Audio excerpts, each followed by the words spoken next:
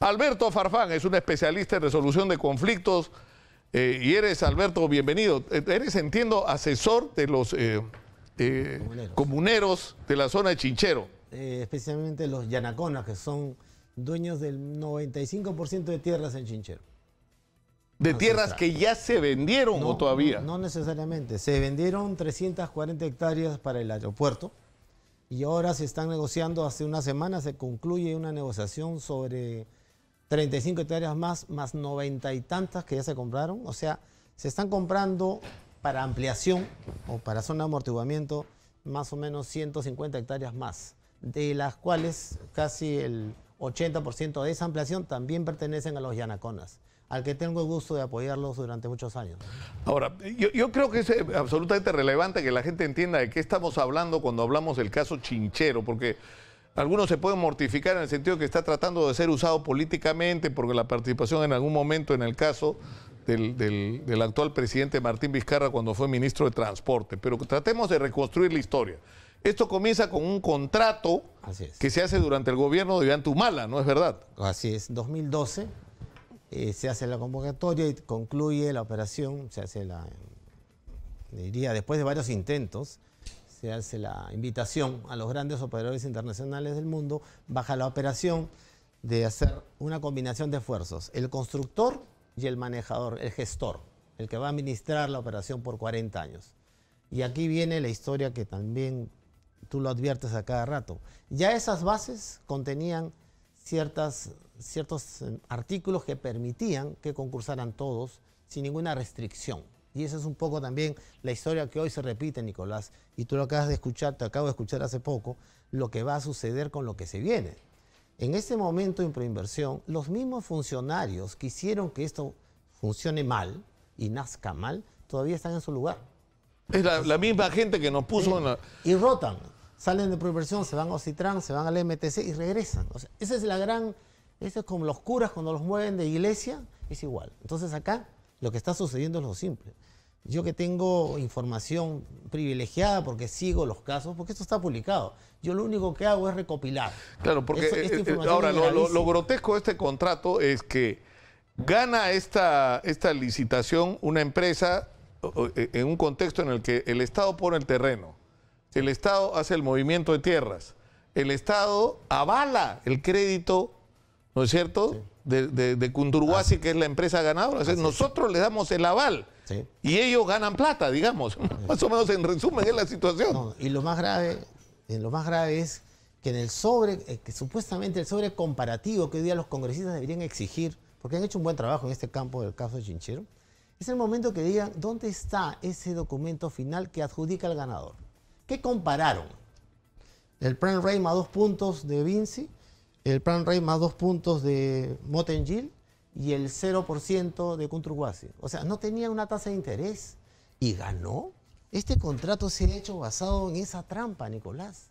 O sea, le estás comparando 0 con 10 y conviertes claro, porque el problema es que no tenían ni una tasa de interés establecida por el aval, ¿no es cierto?, al crédito que le está dando el Estado peruano, sino que no tenía tampoco plazos para cumplir con sus obligaciones. A mí me lo han dicho en mi pelada cara. ¿De qué hablas, Alberto? Cuando estos temas no tenemos ninguna razón de empezar. O sea, y efectivamente tú revisas y no sabes en dónde empieza.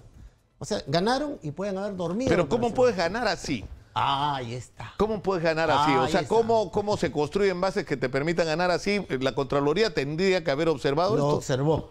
Felizmente lo observó, así es.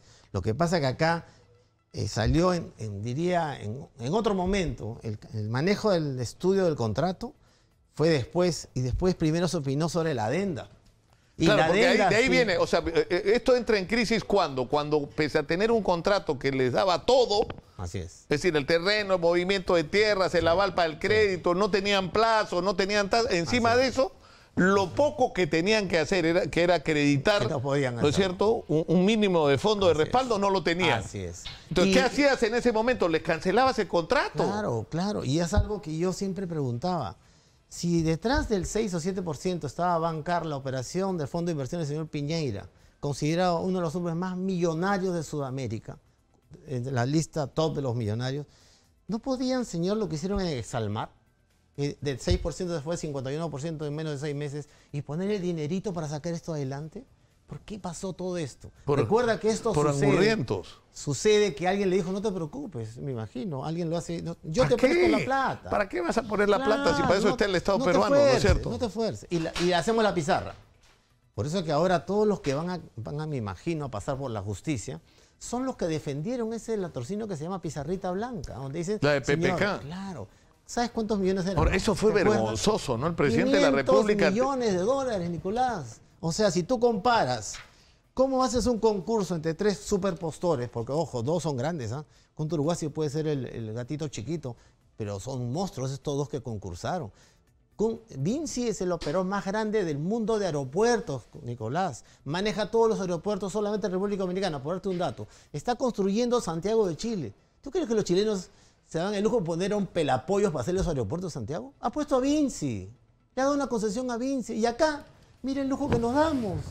Concursamos a un tipo, a una empresa que no tiene dónde sacar plata. Y ese concurso, avalado por inversión, han dado... Ahora, el problema es que acá ocurrió algo muy extraño, ¿no es cierto? Cuando la actitud de los representantes del Estado debía ser velar por el interés del Estado y decir, un momentito, te estoy dando los terrenos, estoy dando el movimiento de tierra, te estoy dando el aval y tú no eres capaz de poner un mínimo de dinero de respaldo para hacer esto, te quito la licitación y se acabó. Y lo que hacen no... ¿Qué tengo que hacer, hermanito, para ayudarte?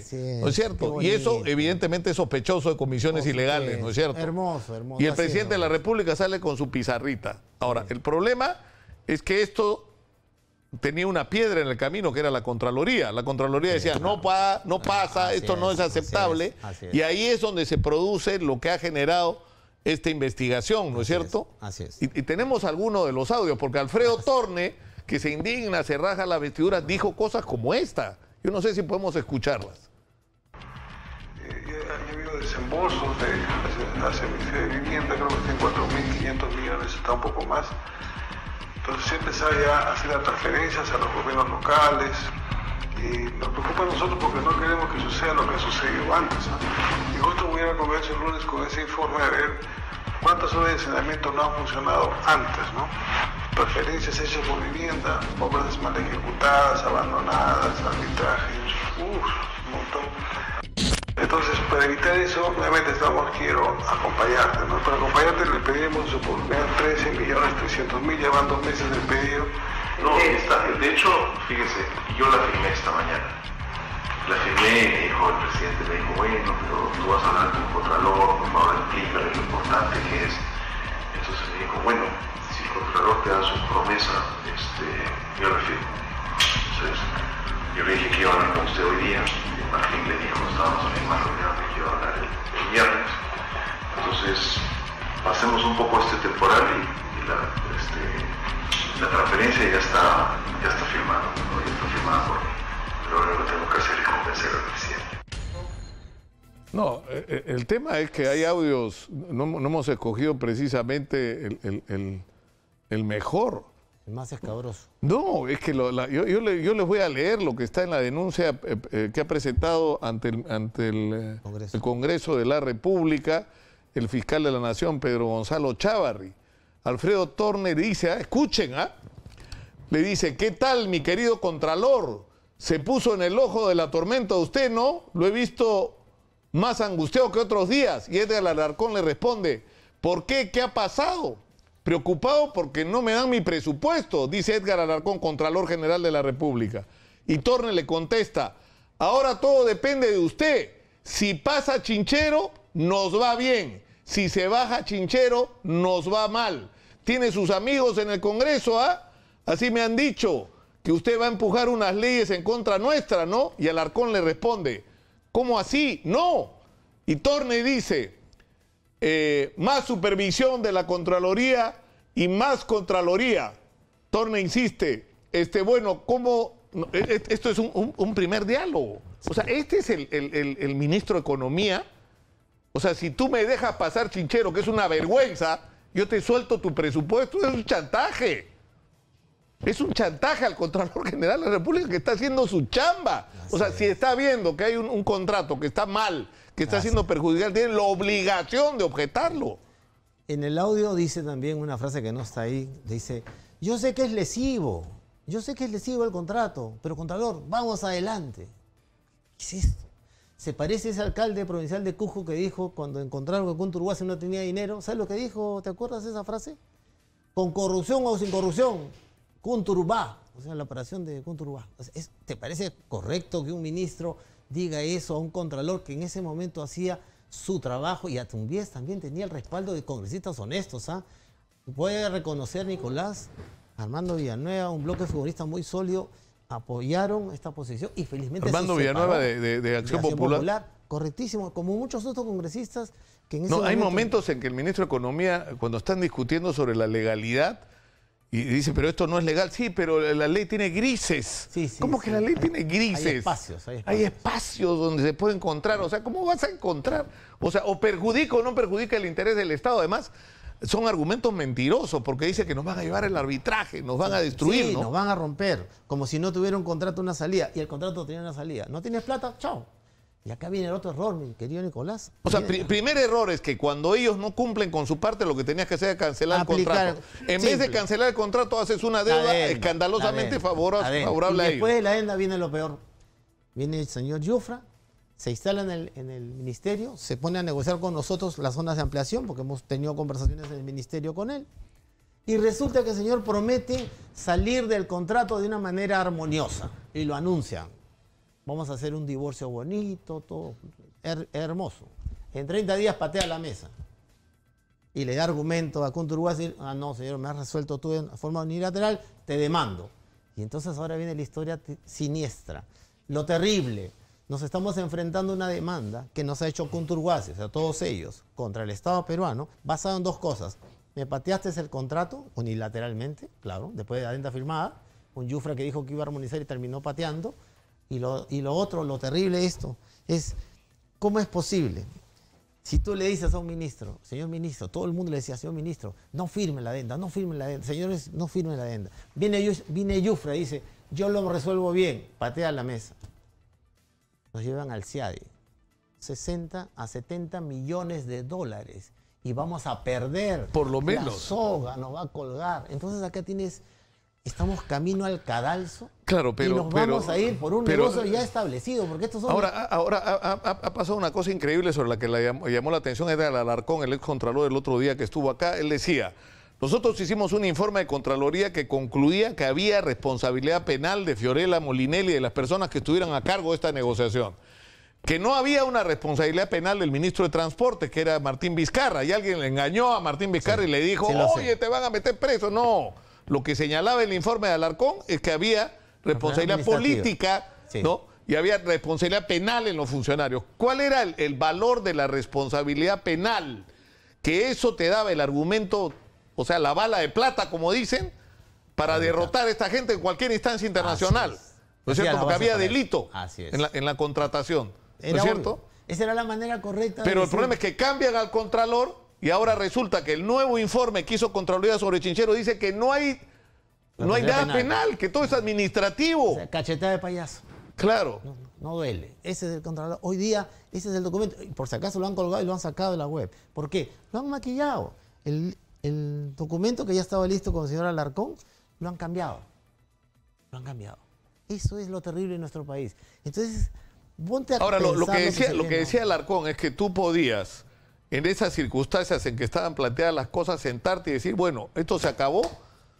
O sea, si no quieren que sea peor para ustedes, hagamos una negociación. ¿Cuánto han gastado? Claro. 10, 12, 15, ya, 20 millones de dólares. Ya les devolvemos los 20 millones que han gastado y ustedes se nos van de acá y empezamos de nuevo la operación. Claro. O sea, eso era lo razonable. El problema es por qué el empecinamiento en que esto lo hiciera Cunturhuasi, uno de cuyos directivos estaba en la celebración de la victoria de Pedro Pablo Kuczynski de los personeros. O sea, el señor era personero de Peruanos por Cambio. Así parecía. Y después lo del CAE, tú ya sabes la famosa historia en el CAE. Pero, y lo triste de esta historia es que esos funcionarios todavía circulan en el mismo ambiente. Entonces, cuando yo escucho al señor Sillonís diciendo que viene el tren de cercanías, ¿quién lo va a hacer? ¿Quién va a poner las bases? ¿Los que hicieron la trampa de Cunturhuasi? lo que hicieron la trampa de Chinchero. Están asentados esperando a ver qué ponen en la valla. No, pero es increíble.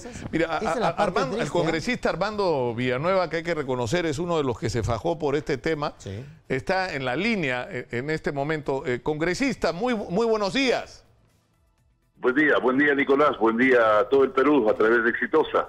Lo llamamos a raíz del nivel al que está entrando el tema de Chinchero, que es una vez más un asunto políticamente espinoso, ¿no es cierto? Es decir, porque el hoy presidente de la República en su momento fue ministro de Transportes, ¿no es cierto? Y las consecuencias políticas que podía tener esta investigación. Pero yo comienzo retomando la cita a lo que dijo acá el Contralor General de la República, el ex Contralor Edgar Alarcón. Él dijo que cuando ellos hicieron la investigación sobre Chinchero, concluyeron que había responsabilidad penal de Fiorella Molinelli para abajo, pero que no había responsabilidad penal de Martín Vizcarra, que la responsabilidad de él era más bien política, más no penal. Bueno, ahora, usted que siguió el caso.